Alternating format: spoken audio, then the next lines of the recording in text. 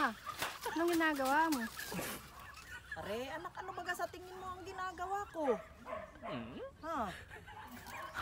Nakikita mo na nga, tinatanong mo pa ako kung ano ang ginagawa ko.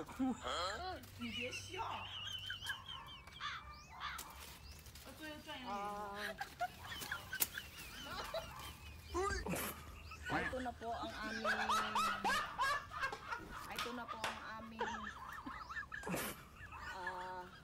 tanim mula nung binagyo ng November. After magka 5 months, ito na po ang itsura niya. Mabuti na lang malaki ang ini-improve ng mga tanim namin. Sana magtuloy-tuloy at sana maganda ang maging ani namin ngayon para makabawi sa nangyari nung nakaraang November na bumagyo.